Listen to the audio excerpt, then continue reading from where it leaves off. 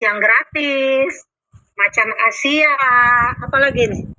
Sekolah dari di DKI itu sekolah dari SD, SMA sampai kuliah gratis. Gratisnya SPP-nya doang. Tapi nanti kan ada uang pembangunan yang lebih besar dari SPP itu. Kalau SPP-nya cuma 100.000, uang pembangunannya bisa juta gitu. Tapi masyarakat kena gitu loh, dipengaruhi semacam itu. Itu ada sebuah teori dalam teknik propaganda yang bernama using all form persuasion gitu. Artinya memang janji politik pada target itu, pada pemilih itu memang dilakukan para kandidat. Janjinya saya menjadi presiden bagi semua agama, menjadi presiden bagi mereka yang tidak memilih saya sekalipun, gitu kan? Makan siang gratis, macan Asia, apalagi nih janjinya? Banget nih, menjadikan sungai-sungai itu di atas jalan ada rusun. Gua kebayang nggak nih jembatan di atasnya rumah susun gitu kan? Atau di Tanah Abang, janji politik itu adalah janji yang paling tidak bisa ditagih, gitu. Janji politik itu paling tidak bisa ditagih. Anies misalnya dulu berjanji akan membangun rumah dengan DP 0%. Ketika dia terpilih, ditagih itu ternyata rumahnya DP 0% itu bagi yang berpenghasilan 7 juta. Masyarakat mau aja gajinya berapa? Para ART gajinya berapa? Gajinya 7 juta. Ternyata bukan rumah tapak, tapi rumah susun ke atas vertikal. Satu. Waktu zamannya Poke, masih ingat nggak? Banjir, serahkan pada ahlinya. Ketika Poke terpilih, kenapa Jakarta masih banjir nih? Kan saya bilang, serahkan pada ahlinya, saya bukan ahli banjir. Katanya gitu. Janji-janji politik itu adalah janji yang paling mudah untuk ditagih. Nah itu mereka memanfaatkan isu separatisnya mereka sendiri loh. Gua ini DKI Jakarta asli dan seterusnya. Ridwan Kamil Jawa Barat bilang nih, nanti kalau Ridwan Kamil terpilih jadi gubernur, lalu sama Pija bertanya, dia milih siapa? Berpikir siapa? Kalau berani berpihak siapa? Isu juga itu dibuka. Jadi apa boleh bulat dari pada gepeng? Inilah sejatinya harus masyarakat sendiri sama dan mari. Karena itu saya tutup ini saya dengan pantun. Boleh? Nanti saya gitu ya. Ya. Pergi ke toko membeli kertas. Jangan lupa sekalian beli tas. Jangan terjebak pada politik identitas. Karena pemilu akan tidak berkualitas. Tapi ya, terus anak muda harus jadi pemilih cerdas supaya terpilih pemimpin yang berkapasitas. Agar bisa kita jemput Indonesia emas 45 bersama muda bisa emas. Ini kan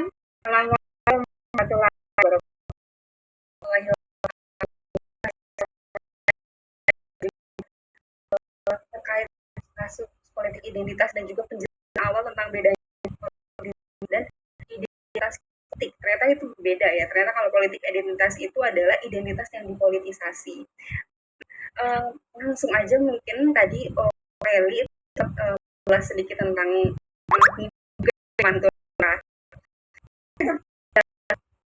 Ini juga ada tentang pertanyaan yang tadi.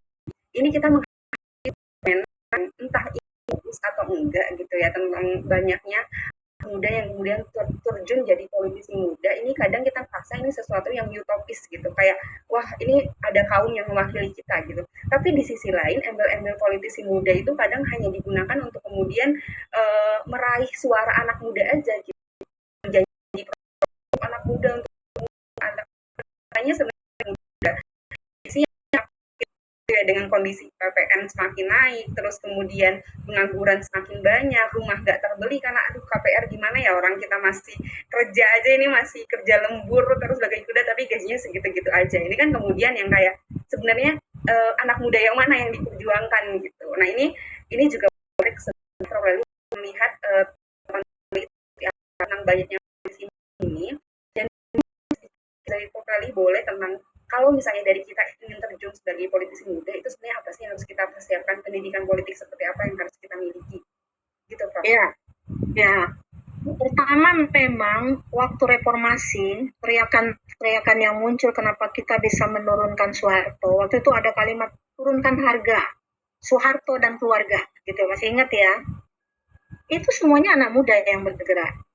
Makanya Bung Karno pernah mengatakan kalau ingin menggoncang dunia berikan padaku berapa anak muda. Cukup sedikit saja kan gitu. Tapi nyatanya setelah reformasi, para anak muda yang kemudian terpilih ke parlemen, mereka berubah identitas. Idealisme tersingkirkan. Karena kebiasaan yang terjadi adalah ketika orang masuk ke dalam sistem, itu kebanyakan tidak bisa merubah sistem. Dianya terseret ke dalam sistem. Wah, dulu Budiman Sujatmiko yang diculik segala macam keluar masuk penjara, coba. Anas Urbaningrum, siapa lagi? Termasuk para perempuannya. Itu dan 2 contoh. Coba kalian buka, akan banyak contoh. Mereka kelimpahan jadi ya, dan mereka terseret ke dalam sistem yang kita lihat kenapa idealismenya tiba-tiba nggak ada lagi ya, gitu loh. Yang kita inginkan waktu itu ya, ketika reformasi itu belum 570, hanya 500 orang, praksi utusan namanya, atau praksi utusan golongan. Yang kita teriakkan waktu reformasi itu, ada beberapa anggota DPR itu misalnya utusan golongan, dari TNI, dari polisi, itu adalah anggota-anggota dari para pejabat. Ada istrinya Pak Wiranto waktu itu dan sebagainya ya. Lalu ketika reformasi, kita kan marah gitu. Sehingga partai politik itu yang dibentuk sampai 158. Tapi kemudian diverifikasikan oleh KPU, lalu kemudian muncullah 48 partai politik. Balik lagi, ketika pemilu diadakan, rakyat hanya memilih sekitar 10 partai politik yang bisa punya keterwakilan di parlemen. Hanya 10. Tapi kita ini teriakannya aja pengen banget nih punya tempat sendiri, karena berdasarkan pasal di Undang-Undang Dasar 1945 mengatakan setiap orang berhak berkumpul, berorganisasi, mengeluarkan pikiran dan pendapatnya, gitu ya. Tapi ternyata rakyat tidak menyambutnya gitu loh. Seleksi alam membuktikan bahwa saya kemarin di Pileg 2004 pun kita lihat bahkan P3 yang memulai hidupnya dari reformasi zaman Orde Baru ambruk gitu loh, nggak bisa lagi punya keterwakilan untuk memenuhi parliamentary threshold yang 4% itu mereka nggak mampu gitu loh. Jadi siapa yang salah gitu loh? Padahal mereka ada anak muda di dalamnya, caleg-calegnya juga anak muda. Anak muda juga banyak yang bergelimpangan. Kenapa? Pertanyaannya kenapa? Bisa nggak kita jawab masing-masing yang anak mudanya sendiri? Apa karena gaya komunikasi politiknya? Apa karena elektabilitasnya? Apa karena popularitasnya? Apa karena akseptabilitasnya? Apa karena kapabilitasnya? Yang terakhir, apa karena isi tasnya? Ya kan? Pertanyaannya itu kan? Nah, kalau itu yang ditanyakan, kita bisa mengkontradiksikan dengan situasi Haritanu itu, Partai Perindo. Haritanunya adalah caleg, istrinya adalah caleg, anaknya adalah caleg. Tapi mereka nggak tembus parliamentary threshold, isi tasnya banyak toh. Gitu kan, nggak kurang-kurang gitu kan. Nah, apa yang salah? Jadi ternyata politik itu adalah komedi bila dilihat dari dekat. Tapi adalah tragedi dilihat dari jauh. Demikian juga bisa sebaliknya. Jadi kita yang punya idealisme, itu biasanya, kalau dulu saya pernah mendengar seorang politisi mengatakan, Agung Gunanjar, kalian kenal dari Golkar, dalam politik itu harus punya otak dan otot, kata dia. Pada saat itu, sistem pemilihan kita adalah berdasarkan nomor urut. Jadi kalau yang nomor urutnya nomor sepatu orang dewasa dimulai dari nomor berapa? 36 kan? Gak bakal jadi tuh. Gitu. Tapi anak ketua partai, keponakan ketua partai nomornya nomor urut 1, nomor urut 2, 3, dan seterusnya. Kenapa? Karena psikologi pemilih ketika masuk ke bilik suara, yang dilirik angkanya dari mana ketika dia buka kertas? Nomor 1. gitu kan, bukan langsung nomor 36, kecuali nih kalau Patia punya saudara nomor urutnya 100, Patia buka kertas langsung cari nomor 100, tapi saudaranya berapa orang sih gitu kan. Kalau saudaranya bisa sejumlah suara yang bisa memenuhi kuota untuk bisa terpilih, it's okay gitu. Tapi kalau tidak kan seperti apa? Nah itu. Jadi bagi mereka-mereka pemuda yang ingin masuk ke politik, memang harus punya relasi politik itu dulu. Kata Anies bilang ordal, orang dalam. Sampai sekarang itu nggak bisa kita tampik. Buktinya Gibran bisa gitu loh. Karena ada orang dalam gitu loh. Kebayang nggak kalau seandainya Gibran itu bukan anak Jokowi? Kebayang nggak dia bisa jadi calon wakil presiden? Pasti nggak bisa. Mas Purnama, Mas Purnama, Mas Purnama. Kirain ada Mas Purnama. Ayu misalnya. Ayu nggak kenal siapa-siapa nih, nggak kenal ketua partai. Bukan juga anak politisi, bukan anak menteri, bukan anak presiden. Gampang nggak Ayu masuk? Meskipun prestasinya sejagat. Saking nggak muat tuh kalau dibuat di album prestasinya itu berapa ratus lembar, nggak muat lagi album itu mau dimasukin saking banyaknya prestasinya Ayu gitu misalnya. Nggak bisa gitu loh. Jadi apa boleh bulat daripada gepeng ya. Sampai detik ini ternyata relasi patron klien masih begitu penting bagi kehidupan politik di negeri ini. Sepanjang Anda mempunyai patron, penguasa, pejabat, gitu kan, Anda akan lebih mudah dibandingkan Anda yang punya prestasi tapi tadi tidak punya relasi. Jadi kuncinya kalau Anda punya prestasi, mendekat-dekatlah kepada pejabat. Saya kemarin memposting sebuah isu ada 64.000 orang yang kena PHK dan yang terbanyak di Jakarta. Otak saya langsung ngomong nih, di zamannya Pak Prabowo sekarang ini mereka melantik begitu banyak orang. Satu menteri bisa punya wakil menteri 2, ada yang 3. Ada staf khusus, ada utusan khusus, ada dewan pakar, ada penasehat. Kemarin kantor komunikasi presidenan melantik 50 orang stafnya. Dan banyak dari staf khusus segala macam itu punya 2-3 jabatan di kantor-kantor yang lain. Kenapa nggak diberikan aja kepada orang yang terkena PHK? Kenapa nggak disiapkan ruang itu bagi anak-anak muda yang sekarang lagi kuliah tapi prestasinya menonjol, punya jejak rekam prestasi nasional dan internasional misalnya. Pertanyaannya kan itu. Ini karena tidak ada niat baik nih dari para elit politik, dalam ilmu komunikasi katakan elit communication, yang menyatakan dirinya adalah bisa menjadi jembatan bagi semua orang. Nah, jadi memang kalau kita punya prestasi, kita harus juga bisa melobi. Bukan lobby hotel ya. Kita harus bisa juga melobi supaya kita dilihat nih prestasi kita itu seperti apa. Pengalaman waktu Pak Jokowi, Anda lihat siapa yang menjadi utusan khusus presiden dari Papua, kemudian yang punya kekurangan, siapa namanya, yang perempuan, yang punya alat bantu kalau mendengar, itu ya. Nah, barangkali cara-cara itu yang bisa digunakan. Nah, sementara anak muda Indonesia ini kan banyak sekali, yang punya prestasi juga banyak sekali. Ya maaf ngomong, anak saya prestasinya luar biasa, karena itu dia lebih memilih tinggal di luar negeri. Karena dia tahu, relasi ibunya pasti nggak mau nitipin dia kepada, meskipun saya kenal semua dari A sampai B di semua jabatan, karena sering bareng di TV gitu. Dia tahu, ya udah, saya mandiri hidup di luar negeri. Dia kerja di sana, udah 8 tahun, dan katanya kontraknya masih 11 tahun lagi. Gitu. Jadi, kesimpulannya apa? Ya itu tadi, kalau Anda berprestasi, berniat ke politik, Anda harus punya kemampuan untuk melobi, entah melobi ketua partai, entah melobi pejabat lain yang dekat organisasi dan pemuda. Tapi yang paling penting, Anda tidak boleh sekedar kuliah. Anda harus juga punya organisasi di luar kampus yang bisa menjadi jembatan bagi karir Anda selanjutnya.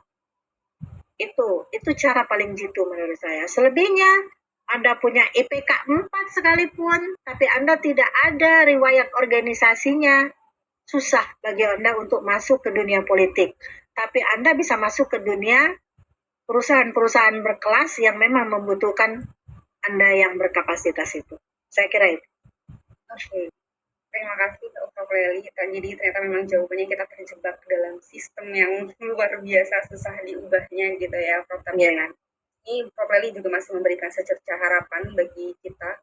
Tentu relasi itu sangat penting, tapi tadi juga gak kalah penting kata Prof. Leli adalah menjaga idealisme itu sendiri. Itu yang sebenarnya jadi PR buat anak muda, dan tadi Prof. Leli juga tanya gitu ke teman-teman semua. Sebenarnya gimana ini anak muda dari kalian sendiri itu seperti apa pandangannya? Nah, ini penting banget untuk kita diskusikan. Jadi teman-teman, sebelum ini saya akan bisa dulu ke Mbak Ove nih, karena Mbak Ove tadi punya data yang menarik, kita mau tanyain lebih lanjut, kita todong lagi ya tadi informasinya. Nah, tapi teman-teman, setelah ini kita akan diskusi. Jadi buat teman-teman yang ada pertanyaan, itu boleh disiapkan, boleh diketik di kolom komentar, atau teman-teman boleh siap-siap untuk raise hand. Jadi nanti langsung dipanggil setelah Mbak Ove mungkin nanti menjelaskan terkait dengan data yang tadi ya. Mbak Ove tadi saya mau follow up terkait data tentang gender dan juga agama ya. Yang tadi Mbak Ove sebenarnya udah potret juga lewat data analisis. Kemudian di situ juga menarik juga Mbak untuk menanyakan terkait tips gimana sih caranya kita sebagai pengguna itu hadapin buzzer yang dia tuh sifatnya bot gitu. Tadi kan Mbak Ope juga sempat nyinggung banyak banget diseminasi lewat buzzer-buzzer. Nah ini kadang kita kan seliweran banyak banget informasi, kadang jadi nggak bisa gitu loh, overload information jadinya. Nah itu mungkin Mbak Ope terkait dua hal, terkait dengan data terkait tadi, identitas politik dari sisi dan juga gender itu seperti apa potretnya dari Mbak Ove, dan juga terkait dengan bagaimana tips kita sebagai pengguna nih hadapin buzzer-buzzer role itu yang gentayangan banget di era pilkada atau pemilu gitu. Oke, langsung aja Mbak Ove. Oke, terima kasih Fatia. Iya, tadi sempat nih aku putus ya untuk penyajian data. Mungkin dari teman-teman LPI saya bisa dibantu untuk share screen lagi ya. Tadi ini terkait top isu, kemudian oke, saya tadi ingin menyajikan beberapa unggahan yang memang engagementnya cukup tinggi. Oke, jadi di sini unggahan-unggahannya, dan kami lihat memang clusteringnya ini ada beberapa akun ya.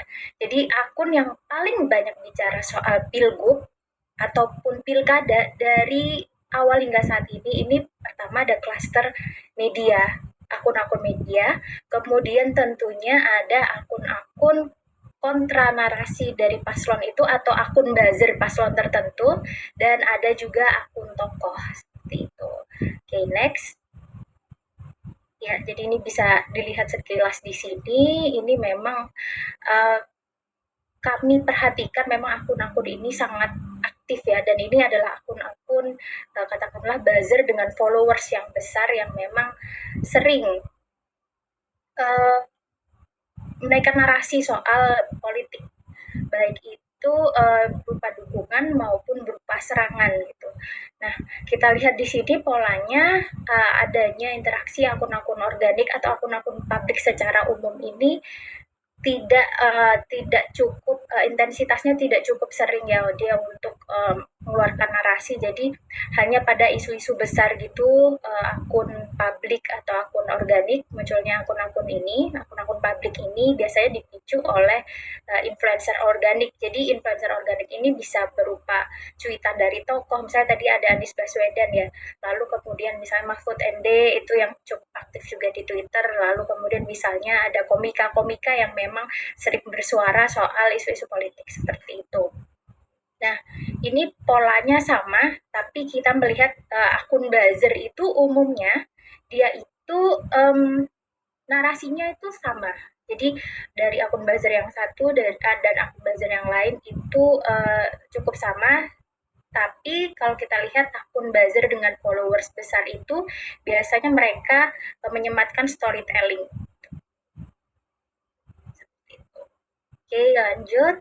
Ini contoh-contohnya. Jadi dari isu pilgub Jabar sendiri, kami lihat bahwa untuk isu politik identitas ini lebih menyerang ke ke isu agama ya. Oke, di slide 10 dulu, kami menemukan ada diksi agamanya. Ini periode pemantauannya dari September hingga November ya. Jadi ketika kami melihat dan menelusuri lagi, ternyata diksi agamanya ini berkaitan dengan narasi soal Deddy Mulyadi. Jadi Deddy Mulyadi ini dipertanyakan agamanya. Okay, next. Ini secara umum untuk mention dari media sosial ya, dari para paslon. Kebetulan di periode September hingga November ini yang paling tinggi ini ada Ahmad Saiku dan juga Ilham Habibie. Tapi berdasarkan survei di lapangan memang yang tertinggi adalah Deddy Mulyadi. Ini mohon saya dikoreksi ya kalau salah. Okay, next. Ya, ini adalah word cloud dari masing-masing paslon. Oke, next. Dari paslon 1 hingga 3 ini kurang lebih dia cukup aman dari serangan politik identitas itu tadi atau narasi identitas, dan kami menemukan di paslon Deddy Mulyadi. Jadi serangannya ini lebih banyak dialamatkan ke Deddy Mulyadi. Di sini isunya soal keagamaan. Untuk eksposisi sendiri paling tinggi di Twitter ya, karena memang sentimen dan juga intensitas amplifikasi percakapan itu memang yang paling mudah di Twitter ya. Jadi bisa di retweet, di like, dan itu langsung informasinya bisa tersebar secara masif dibandingkan lain. Jadi untuk social network analysisnya ini ternyata selama 2 bulan, kurang lebih 2 bulan setengah itu akun atau yang narasi yang paling banyak di-retweet oleh publik itu berasal dari akun media oposan kontra Jokowi. Kita lihat, dan ini kemudian diamplifikasi oleh publik. Jadi soal agama Deddy Mulyadi yang dia diserang karena tidak mengaku beragama Islam.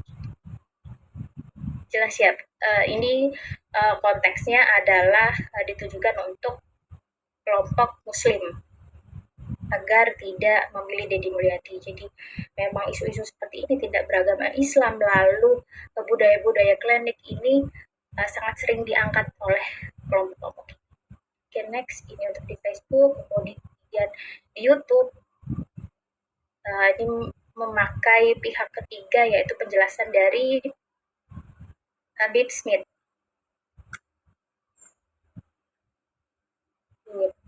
Jadi di TikTok pun juga sangat gencar, tapi bedanya di TikTok ini setelah kami telusuri bahwa akun-akun yang sering menaikkan narasi seperti ini berasal dari akun publik yang memang fokus kontennya itu mereka lebih cenderung ke penjelasan agama. Jadi baik dari kelompok NU atau memang mereka yang penganut justru mereka yang memang sangat kental agamanya dengan agama Islam kejawen. Ini kami ketemukan juga di situ klasterisasi di TikTok gitu. Jadi kontennya, tapi justru mereka menaikkan narasi soal agama Deddy Mulyadi dan budaya Deddy Mulyadi terkait Sunda Wiwitan juga. Jadi agak-agak lucu juga sih. Oke, mungkin seperti itu.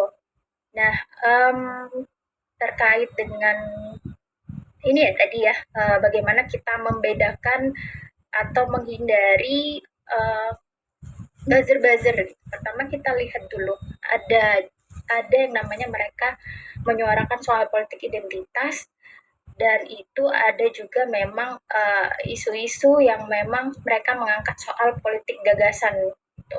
Jadi untuk politik identitas itu sendiri, kalau teman-teman lihat biasanya di akun-akun baik di Twitter maupun TikTok ya, yang menjadi media paling besar, sosial media paling besar rujukan masyarakat Indonesia. Kenapa bisa dikatakan seperti itu? Karena memang berdasarkan pemantauan kami, konsumsi TikTok itu sangat berkontribusi pada hasil pemenangan Pilpres 2024 kemarin dibanding media sosial lainnya. Gitu. Nah, teman-teman lihat kontennya ini biasanya fokus pada perbedaan identitas kayak agama, suku, ras, atau golongan tertentu. Terus tadi seperti saya jelaskan bahwa narasinya ini mengedepankan narasi kita versus mereka, atau kita versus salah satu subjeknya ini, atau misalnya si calon kepala daerahnya. Lalu tentunya retorikanya itu sering memecah belah dan mempromosikan eksklusivitas atau memainkan isu sensitif seperti tadi agama dan juga etnis. Nah, kalau isu-isu perempuan ini juga cukup dimainkan ya, jadi karena memang khususnya ini kan isu-isu yang sensitif ya, gender seperti itu atau kualitas itu. Nah, itu kemudian diangkat biasanya oleh salah satu paslon yang menyerang paslon lainnya. Gitu. Lalu kemudian lihat juga bahwa ada kelompok-kelompok ini itu berulang kali menyuarakan narasi yang sama dan bersifat provokatif. Gitu. Jadi memang ada kecenderungan buzzer-buzzer di situ. Tapi ketika kami melihat fenomenanya, teman-teman yang mempunyai privilege untuk mengakses pendidikan tinggi dan juga teman-teman yang memang terpapar seperti ini ya kegiatan untuk meliterasi politik teman-teman itu mereka juga cenderung langsung mengetahui bahwa ini adalah isu-isu yang memang dibangun oleh buzzer dan itu hal-hal kritis seperti ini kita temukan di media sosial X, kemudian juga di Instagram beberapa, tapi memang paling tinggi di X nilai kritis dari teman-teman Gen Z ini. Sayangnya memang ada teman-teman yang tidak seberuntung generasi Z yang bisa mengakses pendidikan dan literasi politik itu, dia cenderung termakan oleh isu-isu hoax itu dan kami banyak temukan di media sosial TikTok. Jadi memang kontennya cukup pertama karena dapat diakses secara instan ya karena bentuk video visualnya cukup menarik. Jadi dari situ kita juga bisa melihat bahwa antusias pengguna TikTok itu cukup mudah terbawa arus. Oke. Thank you Mbak Ove tadi terkait tambahan datanya dan juga tadi sedikit tips ya tentang gimana kita harus membedakan antara politik identitas dan juga politik gagasan dan juga tadi gimana kita seharusnya sebenarnya mengenali ya karakteristik akun itu supaya kita tidak mudah terbawa arus itu kayak tren-tren sekarang ya biar nggak mudah terbawa arus. Oke Mbak Ove terima kasih Prof. Leli juga tadi luar biasa kita sudah melakukan diskusi yang sangat menarik dan banyak sekali tadi insight dari para narasumber kita dari tadi Pak Hedi, Mas Rifki, Prof. Heli, dan juga Mbak Ove. Nah, kita akan langsung masuk ke sesi diskusi. Tadi udah ada yang raise hand ya, Kak Axel? Halo, mungkin kita bisa langsung kepoin. Ini kita langsung diskusi. Boleh Kak Axel, boleh menyalakan mic-nya. Apakah Kak Axel masih ada di room? Oke, sebenarnya Kasel terlempar ya. Barusan tadi ada raise hand, tapi kayaknya masih terkendala sinyal atau teknis. Ya udah. Buat teman-teman yang mau bertanya, boleh di kolom chat ya, atau langsung tadi raise hand, boleh banget. Dan sebelum itu mungkin kita oh ini ada Kak Kardo. Oke, boleh Kak Kardo boleh langsung on mic saja untuk menyampaikan pertanyaannya. Waalaikumsalam. Ya, terima kasih untuk kesempatan yang telah berikan. Bukan saya Kardo, seorang mahasiswa. Yang ingin saya tanyakan sebetulnya bukan pertanyaan atau ada beberapa pertanyaan, tapi saya juga ingin meminta tanggapannya terhadap pendapat saya ini sendiri. Pertanyaan ditujukan kepada Prof. Leli mengenai dengan yang pertama itu adalah Pilgub, yaitu Pilgub Jakarta. Pilgub Jakarta ini serasa Pilpres yang belum selesai. Lalu selanjutnya saya juga memperhatikan seolah-olah di media itu terlihat dua kekuatan besar. Padahal saya perhatikan kalau ditelisik ke belakangnya ada 3-5 kekuatan besar yang ada di Pilgub Jakarta itu sendiri. Lalu selanjutnya Pilgub Jakarta itu adalah ring 1. Lalu ring 2 itu adalah 3 Jawa, Banten, lalu Bali, dan yang terakhir Sumatera, utamanya Sumatera Utara. Lalu yang ring 3 itu sendiri adalah Pulau Papua dan Pulau Kalimantan karena kaya akan sumber daya mineralnya dan juga mungkin penduduknya masih minim untuk mengakses pengetahuan. Itu bagaimana tanggapan Prof. Leli terhadap hal-hal yang demikian? Karena Yang saya garis bawahi di situ itu adalah daerah-daerah yang strategis, yang mempunyai basis massa yang cukup kuat, dan siapa yang bisa memimpin itu maka popularitasnya akan terjamin dan juga biasanya akan meneruskan dinastinya ke keluarga selanjutnya. Itu bagaimana tanggapannya Ibu? Oke, terima kasih Kak Aldo. Itu dia pertanyaannya, Kak Feli, apakah mau langsung dijawab? Boleh, langsung aja. Aku lupa nanti. Pokoknya atau Kardonya pergi nanti gitu loh. Ya Kardo, terima kasih. Memang ketika Jakarta masih menjadi ibu kota, sekarang kan nggak lagi ya Kardo. Tapi kita masih ibu kota loh, karena kepresnya belum ada. Jadi secara undang-undang sudah disahkan oleh DPR bahwa ibu kota udah pindah ke IKN. Tapi legal standingnya kepresnya belum ada. Jadi sebenarnya ibu kota masih di Jakarta ya, tapi semu ya sifatnya. Nah, kenapa orang-orang yang menjadi calon gubernur di Jakarta itu seperti menjadi cikal bakal calon presiden?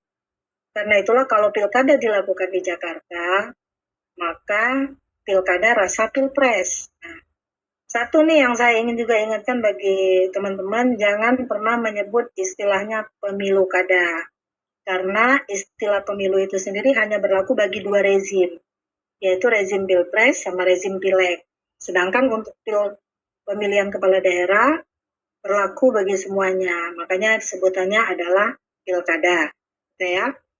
Nah, dinamika yang berkembang sebenarnya kalau siapapun yang menjadi gubernur Jakarta bisa menjadi presiden itu sebenarnya udah terpatahkan dengan Pak Jokowi ya barangkali, karena Pak Jokowi sebelumnya juga berangkat dari daerah, kemudian dia memang menjadi gubernur Jakarta gitu loh, sehingga terbuka lagi asumsi itu bagi semuanya ya, kalau mau jadi presiden jadi gubernur Jakarta dulu.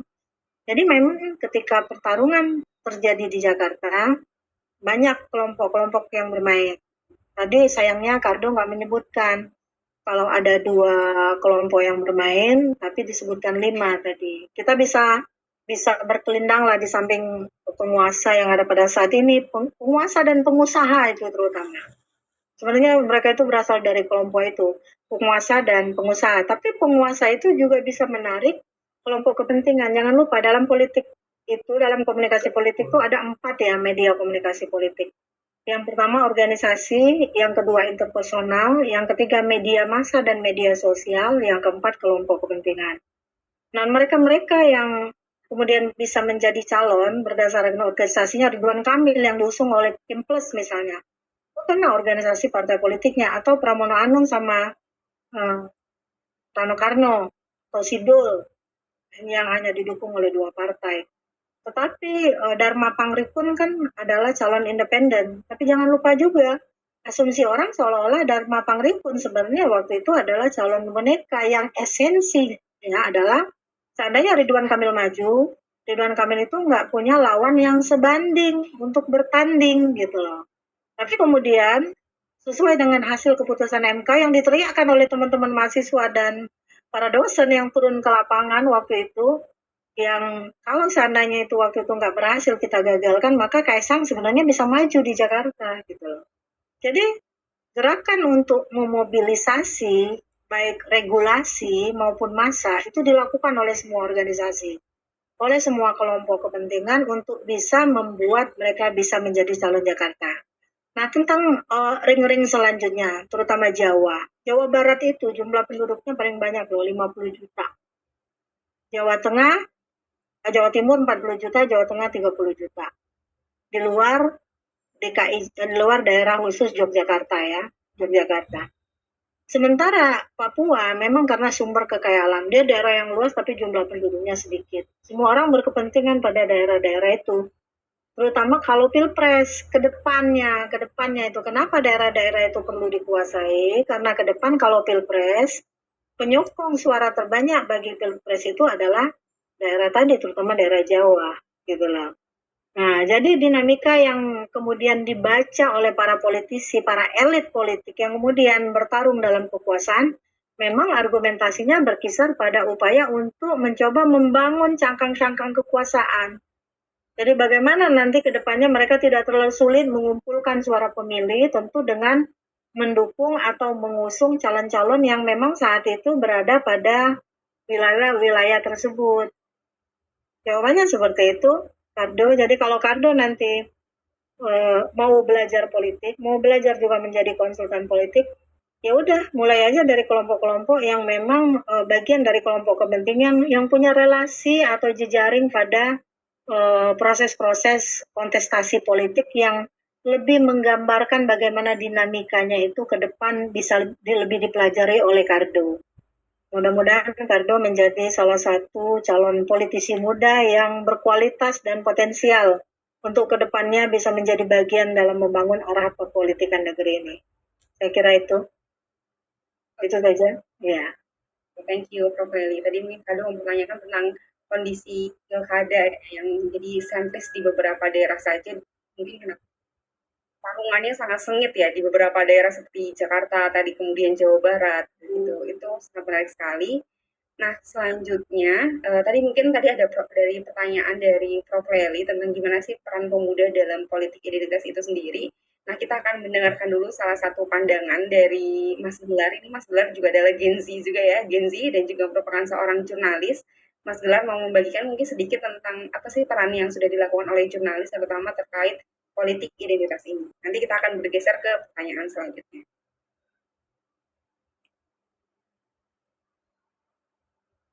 Terima kasih Tian dan juga selamat siang kembali hadirin.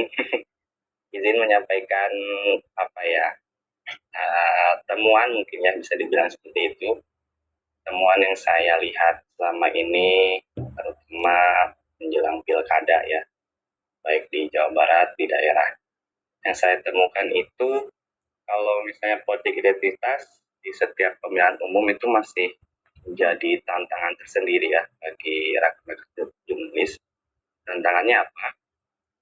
Pasangan calon siapapun itu kerap kali memanfaatkan momen doorstop atau enggak ngobrol sama media, itu wawancara dengan media, itu menyebarluaskan janji-janji dan juga program-program untuk mengangkat suatu kelompok tertentu.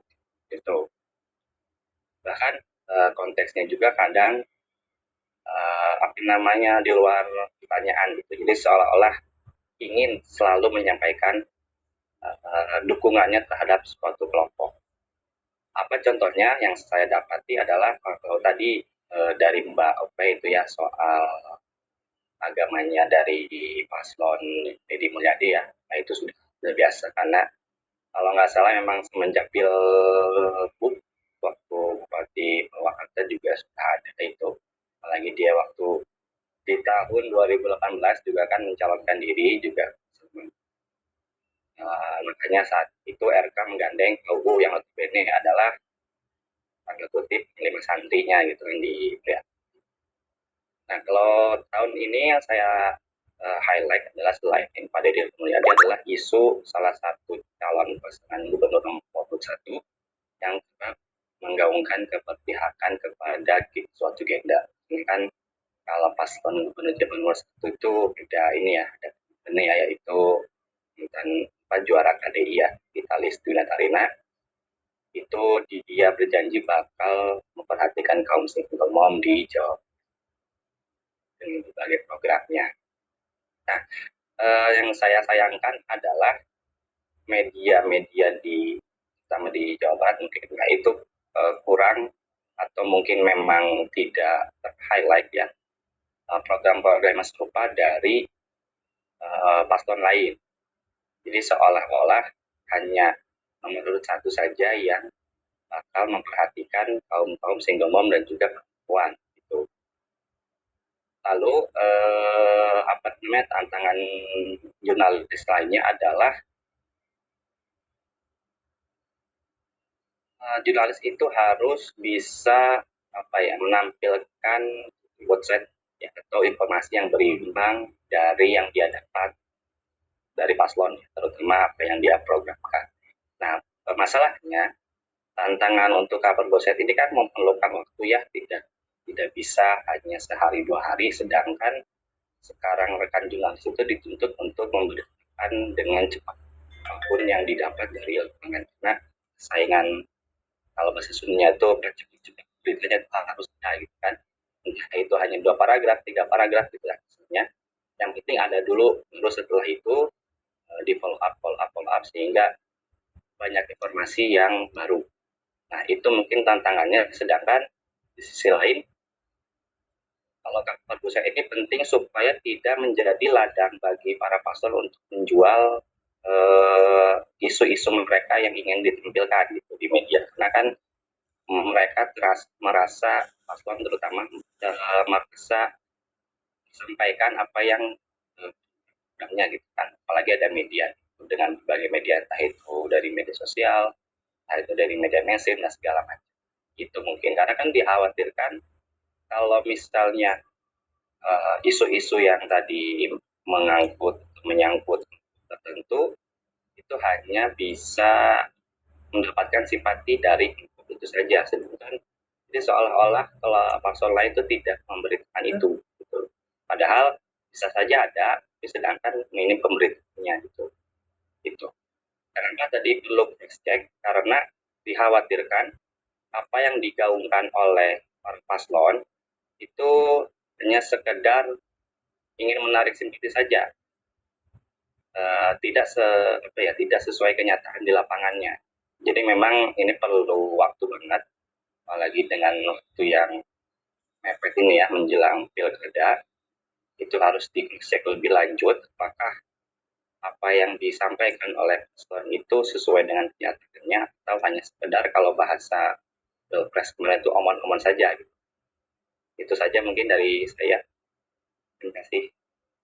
Thank you Mas Gelar. Tadi upaya dari rekan jurnalis yang juga mungkin termasuk ke dalam Gen Z juga ya Mas Gelar ini adalah setidaknya kita bisa memetakan tentang isu-isu apa saja terkait pemilu, terus kemudian terkait pilkada, terus kemudian juga tadi harus bisa cover both side ya, harus bisa cross check. Nah itu juga mungkin keterangan salah satu pendapat yang sama yang diterangkan oleh Kak Rian di sini bahwa bicara pilkada, saya rasa perlu diperiksa netralitas lembaga pengawas dan penyelenggaraan pilkada ini sampai ke bawah alias desa. Oh, ini juga sama ternyata yang dirasakan itu berkaitan dengan netralitas baik di pihak media juga sama bahwa harus ada cover both side dan harapannya mungkin media masa juga bisa jadi katalisator ya untuk memberikan pandangan cover both side itu netralitas itu gitu dari atas sampai ke bawah.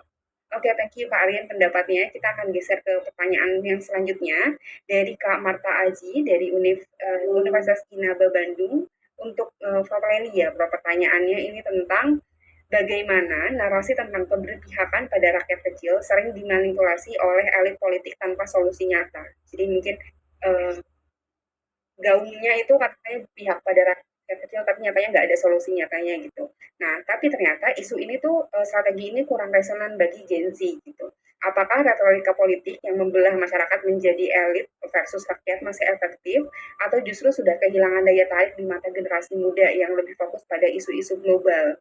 Jadi mungkin anak-anak muda sekarang udah gak tertarik kalau terkait isu-isu yang gak dengan ini kita berpihak pada rakyat kecil gitu. Nah itu katanya sudah kurang resonan sama Gen Z. Nah ini menurut pandangan Prof. Lely seperti apa? Dan mungkin boleh jawab Prof. Lely waktunya 1 menit ya untuk menjawab. Ya, pertama memang apapun yang dilakukan oleh para politisi yang bertarung dalam kontestasi itu tujuannya adalah bagaimana melakukan upaya persuasi politik. Tapi mereka melakukannya dengan propaganda. Nah, propaganda itulah yang mereka pilih. Tadi saya bilang, ada sebuah teknik yang mereka sangat sering gunakan namanya using all form of persuasion.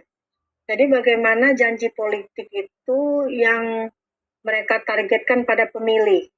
Nah, karena itu di banyak tempat sebenarnya pemilih itu lebih cerdas duluan daripada para kandidat. Misalnya gini nih, mereka baru mau teriak di panggung kampanye. Sudah Pak, nggak usah teriak-teriak, nggak usah kampanye dulu. Ini nih ada proposal kami katanya. Bapak tanda tangani ini dulu, lalu kemudian baru nanti kita negosiasi untuk memilih Bapak. Udah yang seperti itu. Ada juga, karena janji-janji politik itu terasa manis, mereka nggak percaya duluan kan. Nah, apa benar nih kalau dia terpilih? alah paling pengen narik suara kita aja. Lalu kemudian ada money politik, mereka ambil uang ya tapi nggak pilih orang itu gitu. Nah ini sesuatu yang tidak bagus sebenarnya kan kalau mereka memilih orang berdasarkan money politik tadi. Tapi ternyata hasil penelitian teman-teman, terutama di Unair itu bersama Effendi Ghazali menyatakan 90% pemilih Indonesia itu menentukan pilihannya karena adanya serangan itu loh. Serangan money politik itu. Jadi bukan hanya serangan fajar, ada serangan duha, serangan tahajud, serangan zuhur, serangan asar, serangan maghrib, termasuk serangan isya. Nah, inilah yang menyebabkan mereka-mereka yang kemudian punya janji politik sebenarnya harusnya tidak laku lagi ya, tapi lebih lakunya itu tadi hasil pemilihan dari Effendi Ghazali tadi. Ada juga teknik lain yang mereka gunakan yang bernama reputable montage. Ini mengemukakan suatu hal yang tidak sesuai dengan kenyataan. Misalnya gini, saya ini gubernur akan melanjutkan program-program gubernur sebelumnya. Saya ini presiden akan melanjutkan presiden sebelumnya yang sudah berhasil. Padahal janji-janji gubernur sebelumnya itu nggak terpenuhi loh, atau belum dipenuhinya loh. Nah, jadi kenapa tadi saya katakan kita itu harusnya memang menjadi pemilih cerdas. Tapi realitasnya ya begitu. Kenapa yang lebih terpilih orang-orang yang ternyata hanya punya uang, tidak punya program. Di beberapa daerah bahkan calonnya itu berhadapan dengan kotak kosong. Karena apa? Karena masyarakat yang kredibel di daerah itu punya kapasitas nggak berani maju. Alasannya apa? Saya punya program yang bagus nih karena saya berasal dari orang miskin misalnya. Lalu dengan keadaan yang miskin itu saya jadi tahu persoalan rakyat. Maka yang saya lakukan pertama kali kalau terpilih nanti adalah bagaimana mensejahterakan rakyat di daerah saya. Tapi orang nggak percaya. Partai politik nggak percaya, sehingga dia nggak diusung. Sehingga orang yang punya duit saja yang bisa maju, lalu berhadapan dengan kotak kosong. Nah, itulah problem yang ada di negeri kita. Dulu disalahkan pemilihan lewat DPRD ya, lalu diadakan pemilihan langsung. Lalu kemudian ada isu pengen kembali lagi ke DPRD. Saya nggak setuju. Karena teman-teman DPRD juga kalau jumlahnya hanya 45 orang, lalu mereka memberi posisi tawar yang tinggi, satu orang pengen 50 miliar coba. Kan mereka bisa terpilih dengan 50 plus 1. Berarti separuh dari anggota dewan bisa mereka bayar kan gitu.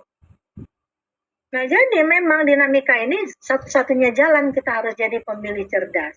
Lalu kemudian menjadi pemilih cerdas bukan hanya kita, tapi kita sebarkan semangat itu kepada pemilih-pemilih yang lain, terutama anak muda, jangan pilih dia.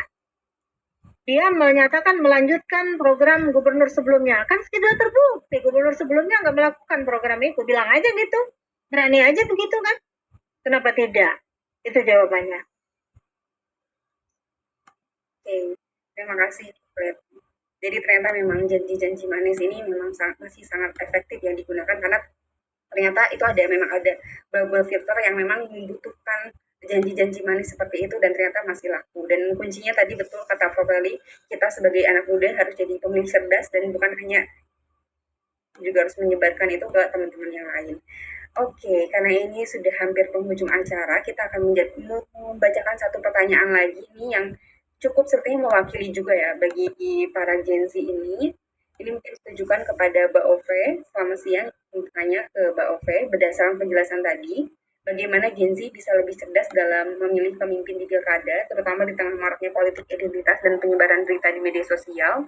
Mengingat Gen Z ini kan nggak lepas ya Mbak Ove dari media sosial, terus kemudian apa saja tips dan trik yang bisa dilakukan untuk memastikan pilihan mereka tidak terpengaruh oleh berita palsu atau bias politik identitas. Oke, ini cukup menarik ya kan. Tips kita sebagai Gen Z supaya bisa memilih dengan cerdas tadi sesuai pernyataan Prof. Eli. Ya, memang untuk memilah dan memilih di tengah maraknya politik identitas dan juga penyebaran berita baik itu isu hoax atau memang realita itu membutuhkan sikap yang kritis ya dan juga kesadaran tinggi. Kalau saya lihat mungkin teman-teman atau kelompok Gen Z ini berlaku ke semuanya juga, tuh. Jadi tentu harus mengenali rekam jejak calon atau paslon yang nanti memang dipilih, baik itu track recordnya mungkin selama kepemimpinan atau juga hasil kerja kerasnya memang apabila sebelumnya memang dia tidak memiliki pengalaman di sebagai pemimpin daerah. Teman-teman juga bisa melihat rekam jejak digitalnya. Kemudian programnya relevan atau tidak, atau realistis untuk kebutuhan masyarakat, dan juga jangan terpaku dengan salah satu calon, jadi pelajari kandidat yang lain, ini tujuannya agar bisa membuat perbandingan objektif. Lalu kemudian filter informasi di media sosial tentunya. Jadi pastikan sumber informasi yang muncul atau postingan yang muncul ini berasal dari source yang kredibel. Seperti misalnya media yang terpercaya atau situs-situs resmi. Biasanya ada situs-situs media tier 3 atau kesekian itu yang memang mempublikasikan berita berdasarkan permintaan atau request kelompok tertentu. Itu ada. Lalu gunakan seperti aplikasi pengecekan fakta gitu. Sekarang ini banyak sekali komunitas atau organisasi yang memang bergerak untuk mengecek fakta yang beredar di lapangan. Jadi teman-teman bisa mengakses di situ, baik dari instansi pemerintah seperti website KPU, Bawaslu ataupun kelompok-kelompok atau organisasi yang memang bergerak di bagian fact checking ya. Lalu selanjutnya itu ini hindari echo chamber. Jadi jangan hanya mengikuti akun atau grup yang sejalan dengan pandangan pribadi, luas sumber informasi dari berbagai perspektif ya, untuk mendapatkan pandangan-pandangan yang lebih berimbang. Nah, ini bisa didiskusikan juga dengan orang-orang yang ahli di latar belakang politiknya, atau misalnya mereka yang memang cukup kompeten di berbagai aspek. Misalnya teman-teman ingin ngecek isu lingkungan seperti itu, apalagi yang sedang dibawa oleh paslon-paslon ini kan kebanyakan memang dia ingin menyerang kelompok Gen Z ya, jadi mereka membawa isu-isu populer seperti itu. Teman-teman bisa berkonsultasi misalnya ke orang yang ahli di bidangnya. Kemudian tonton debat publik ataupun debat-debat pilkada gitu, baca laporan kampanyenya. Ini fungsinya untuk mengetahui gimana calon pemimpin ini menangani isu-isu strategis gitu.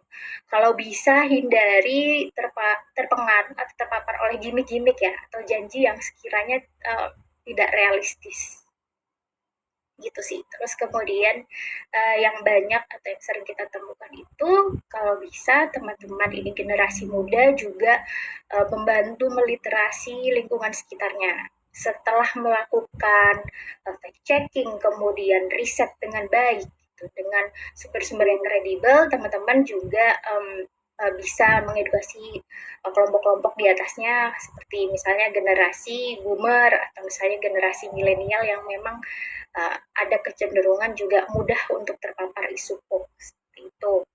Dan terakhir mungkin bisa belajar dari pemilu atau pilkada sebelumnya. Jadi teman-teman bisa menganalisis nih ya hasil pemilu sebelumnya untuk mengetahui dampak dari kandidat yang terpilih. Apakah mereka kemudian memenuhi janji kampanyenya? Ini balik lagi ke track recordnya ya. Nah, ini bisa jadi bahan pertimbangan untuk pilkada saat ini atau pemilu-pemilu selanjutnya. Itu. Oke, terima kasih Mbak Ove. Ini tips yang sangat praktis lagi ya teman-teman. Tadi penting untuk kita melakukan penelusuran terhadap rekam jejak, terus kemudian juga pengalaman-pengalaman pada pemilu atau pilkada sebelumnya. Terus juga tadi yang terpenting adalah kita jangan terkungkung dalam filter echo chamber, dimana kita berbagi pendapat dengan orang-orang itu saja. Kita harus memperluas jaring kita, menerima berbagai pendapat dari sumber-sumber yang lain gitu, sehingga itu akan membuat kita terlepas dari echo chamber itu. Nah, baik teman-teman semua, luar biasa. Kita sekarang sudah sampai di penghujung acara diskusi kita hari ini. Saya ucapkan terima kasih banyak pada seluruh narasumber, kemudian terhadap seluruh audiens, dan juga seluruh peserta yang sudah berbagi insight dan pengalaman yang luar biasa. Kita semua sepakat bahwa politik identitas bukan hanya isu yang perlu diwaspadai, tetapi juga tantangan yang harus kita hadapi bersama, terutama dalam membangun demokrasi yang lebih sehat dan inklusif di Pilkada 2024 ini. Dari diskusi hari ini, kita belajar bahwa peran Gen Z sebagai pemilih muda sangat penting. Dengan literasi politik, kemudian juga literasi digital yang lebih baik, kita punya kemampuan besar untuk menjadi katalis perubahan. Tapi ingat tadi, jangan hanya kritis terhadap konten, tapi juga kita harus menjadi bagian daripada solusi dengan cara menyuarakan opini, melawan hoax, dan juga mendukung narasi yang positif. Nah, akhir kata, saya Fathia Islamiatul Syahida, mewakili tim literasi pemuda Indonesia dan seluruh panitia, mengucapkan terima kasih kepada para pembicara, peserta, serta pihak yang mendukung terselenggaranya acara ini, yaitu Internews. Jangan lupa, diskusi ini bukan akhir, melainkan awal dari langkah kita untuk melawan politik identitas yang memecah belah. Mari kita gunakan hak pilih kita dengan bijak untuk masa depan Indonesia yang lebih baik. Sampai jumpa di acara Literasi Pemuda Indonesia berikutnya. Tetap semangat, jaga kebersamaan, dan terus ciptakan perubahan positif. Terima kasih dan selamat melanjutkan aktivitas. Saya kembalikan ke Indira. Oke, terima kasih banyak Kak Fathia yang udah membantu kegiatan diskusi kita tadi dengan sangat baik ya. Nah, gimana nih teman-teman tadi sesi diskusinya? Kayaknya tuh banyak banget informasi dan juga ilmu yang bisa kita ambil ya, khususnya dalam tentang politik identitas dan juga berbagai fenomena lainnya di masa Pilkada 2024 ini. Nah, oke, karena di awal aku udah mention nih bakal ada special gift untuk penanya dan tambahan satu lagi untuk penanggap terbaik dari seluruh audiens di sini. Dan dari tim kita udah menentukan nih pemenangnya siapa aja. Untuk 3 orang penanya dan juga penanggap terbaik ini, yang pertama ada Kak Kardo, lalu yang kedua ada Kak Marta Aji, dan yang ketiga ada Kak Aryan RR Masa. Nah, untuk ketiga pemenang ini selamat, dan nanti akan dikontak langsung oleh panitia kami untuk mendapatkan hadiahnya. Tapi untuk teman-teman yang lain jangan berkecil hati ya, karena walaupun kita nggak dapat hadiah nih, tapi kita dapat ilmu yang pastinya bakal sangat bermanfaat. Nah, untuk selanjutnya nih, kita udah hampir di penghujung acara, jadi alangkah baiknya kita mendokumentasikan dulu ya, kita foto dulu bersama semuanya sebagai tanda perpisahan dulu nih. Jadi untuk teman-teman semua dan rekan-rekan diharapkan untuk on cam dan juga menggunakan virtual background-nya ya. Biar kelihatan nih nanti fotonya ada mukanya yang tampan dan cantik gitu kan. Jadi kalau ada dokumentasi kan enak ya kelihatannya. Nah, selagi siap-siap nih ya pada on cam, aku mau mengingatkan sekali lagi sebelum live, diharapkan untuk mengisi link absensi yang tersedia ya di kolom chat. Dan juga kalau ingin mengupload konten, diharapkan untuk tag @literasi pemuda Indonesia dengan hashtag diskusi LPI dan Gen Z melek politik. Oke, gimana nih teman-teman? Udah pada siap belum nih? Ayo dong pada on cam biar kelihatan nih muka-mukanya, jangan pada malu-malu, ayo. Ini ada 59 orangnya, jadi dari 59 orang ini diharapkan bisa on cam nih teman-teman. Aku tahu nih kayaknya udah pada lapar ya, kayak udah pada siang hari ini udah pada mulai lapar nih, ada fokusnya udah mulai berkurang nih. Tapi sebelumnya diharapkan untuk konten dulu ya.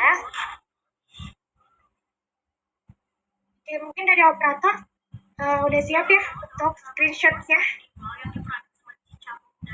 Oke, ditunggu nih yang mau on cam, ayo silakan.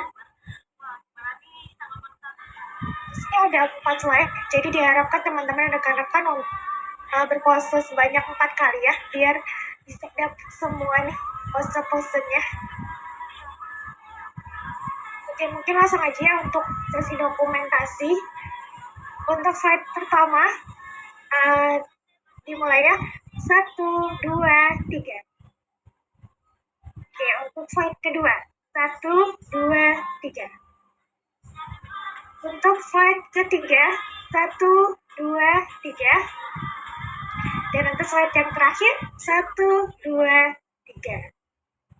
Oke, terima kasih banyak untuk semuanya. Dan sebelum menutup kegiatan, aku mau ngucapin dulu terima kasih juga kepada seluruh pihak yang telah terlibat dalam kegiatan hari ini, khususnya rekan-rekan Internews Indonesia dan juga rekan-rekan Literasi Pemuda Indonesia. Terima kasih juga kepada para pemateri kita yang hebat hari ini telah menyampaikan banyak sekali informasi yang pastinya bakal sangat bermanfaat untuk kita semua. Lalu terima kasih juga kepada rekan-rekan jurnalis, rekan-rekan dari bidang akademisi, rekan-rekan dari bidang politisi, dan juga